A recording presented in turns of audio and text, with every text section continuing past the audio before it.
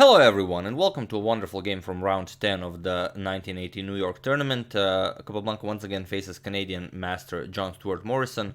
This is the second time he faces him in this tournament. He already defeated him in the first part of the tournament, but now Morrison has an opportunity to grab revenge with the white pieces. And it's one of the more exciting games in the Raul Lopez you will see, well, you've seen in a while, I imagine. I found it to be very exciting, especially since it's opposite side castles, and it's just a really complicated game. Capablanca mentions this game in his book, and he often says that it's really, positions that arise in this game are very complicated, and he did not want to go into details in his book because it would simply take too much space, which you will see, and you will also have a very nice opportunity to find some moves, find even a move that Capablanca missed, and it's just going to be a very nice, weekend improver, I hope. So without further ado, let's check out the game. Morrison has the white pieces and he opens with e4. As we already mentioned, it will be the Raul Lopez. We have knight to c6, bishop to b5, and now Capablanca goes for d6. This is the old Steinitz defense.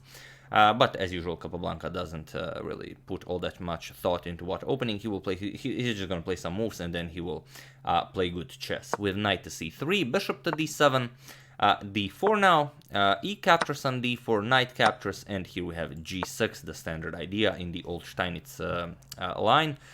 With knight back to f3, as this knight would, become an object of attack after this bishop is fianchettoed here, so knight to f3, bishop to g7, and now bishop to g5 by Morrison. Knight to f6, blocking the attack and also preparing the castle. We have queen to d2, Morrison signifies that he will go for a queenside castle. We have h6, bishop to h4, and now Capablanca castles. And here just queenside castle by white. So as you can see, all pieces still on the board, only one pawn has been exchanged, and it's an opposite side castle, so you will, most likely we will see an attack.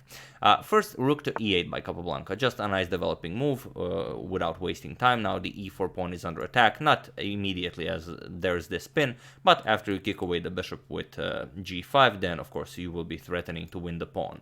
So we have rook h to e1, a nice centralizing move by Morrison, also defending the pawn, and now Capablanca goes g5. He doesn't mind advancing the pawns in front of his king a bit, as he's going to go knight to h5. Now he has control of this tension, he can grab the bishop whenever he wants, and also his dark square bishop, which is, well, the dragon now comes alive, and it's just a very active piece. So compensation enough for the advancement of the pawns in front of the king.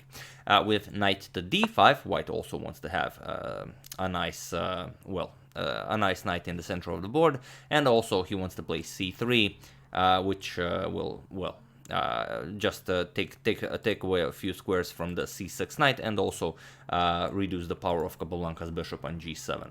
We have a6, pushing the bishop back, bishop to d3, and now bishop to e6. And here just c3 as planned, just taking away some of the squares from the black knight, and also now the bishop doesn't have such a clear target.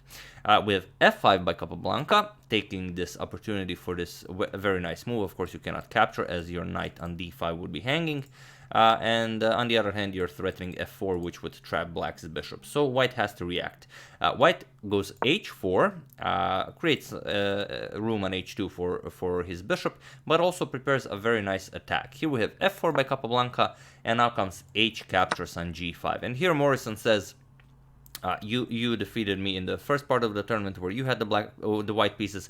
Now I'm gonna go all out, and you just take my bishop, and I'm just gonna attack you and win a very nice game. And indeed, if Capablanca captures the bishop, white will get a very nice attack after rook h1, threatening to capture the knight, bishop g4, just defending, and now g captures on h6. So it's a piece for 2 pawns. After bishop to f6, it's a game. White, of course, pretty much everyone would prefer white here. It's just a very nice attack. You didn't even sacrifice all that much. You did get 2 pawns for your piece, and it's just an unpleasant position for black. So Capablanca says, no, thank you, I'm not interested in your bishop. He just plays h captures on g5. With rook to h1, nonetheless, pressuring knight here and taking control of the open h file. With bishop back to f7 by Capablanca, now defending the knight, and here king to b1. Always a useful move, just getting the king out of this. You don't want the queen and king occupying the same diagonal, especially since black still has his dark square bishop. So king to b1. And now again offering Capablanca to capture the bishop, and if f captures, now it's even more dangerous. Just knight captures on g5, and it's a very difficult position to defend for black. You're threatening to remove the defender of the knight on h5. After you move the knight, you can go f captures on g3, and you just have so many lines for attacking. Well, it's not no one would play this position with black in their right mind, you know, just for for grabbing a piece, since blacks didn't even finish development. So after king to b1, we have knight to e5 by Capablanca, saying, okay, I'm just gonna trade down one more piece and then I'm gonna take your bishop. With knight captures on e5, rook captures on e5, and here finally Morrison steps back. We have bishop to h2. Now that one more piece has been exchanged, he no longer offers the piece. With knight to f6, Capablanca now takes this opportunity as the h file is closed to trade off yet another piece, and here we have g3. Morrison wants to open lines in front of Capablanca's king. We have knight captures on e4, bishop captures on e4, rook captures on e4, and now g captures on f4. And here Capablanca plays c6, and this is one of the positions that Capablanca mentions in his book. He says that black is already practically winning here. It's just a matter of time, and here white has to make a move. So in the game continued knight to e3. As the knight is attacked, you have to go back. Then Capablanca goes queen to a5, well, starts an attack, and it just becomes very difficult to defend for white. But there is a move that Capablanca overlooked in his analysis, and it is a very nice move. Seems like moving the knight is a bit too automatic a move for white, so maybe there's a better move. So feel free to pause the video. It is a nice Friday, you know. Maybe you're interested in finding this move that Capablanca missed in the game and also in his analysis. It's hard to say if he missed it in the analysis. Maybe he just didn't want to mention it in the book. Maybe he didn't want to calculate it for the book. Who knows? Who knows what's the idea? But you have, you know, a lot more time. You can pause the video and then you can find the right move. So feel free to pause the video here and try to find the idea that white missed in this game. I'll give you a couple of seconds as usual. For those of you who were able to do it, congratulations. You have just found a move Capablanca missed, so that in itself is just you know, huge praise, and you should be very happy with yourself. And for those of you who just want to enjoy the show, the idea is f3. A move before deciding what to do with the knight, forcing black to deal with the rook on e4. And now you will see that it's not all that easy, because, well, let's say black moves the rook somewhere along the e file. Let's say he goes back, rook to e8. Now you just go knight to b4. And what happens next? Black has to play a move. And white has a lot of threats. White has an open h file. White has a queen here. It's not all that easy to push any pawns here. If you start pushing pawns, the knight gets the d5 square. And, well, you don't want to give up any of your bishops here. Then your king's position will be loose. I mean, it will be hard to defend. If you bring the rook over to g1, you will have a lot of attacking lines. So let's say something like a5. You can go knight to c2. And now if a4, you can go rook d to g1. And it's just a very pleasant position for white. Much different than what happened in the game. And on the other hand, if after f3 you decide not to go back along the e file, let's say you go rook to a4, now it is a nice pressuring move. You're already pressuring the a2 pawn. The bishop is also attacking that. The queen can come to a5, also with further pressure towards the a2 pawn.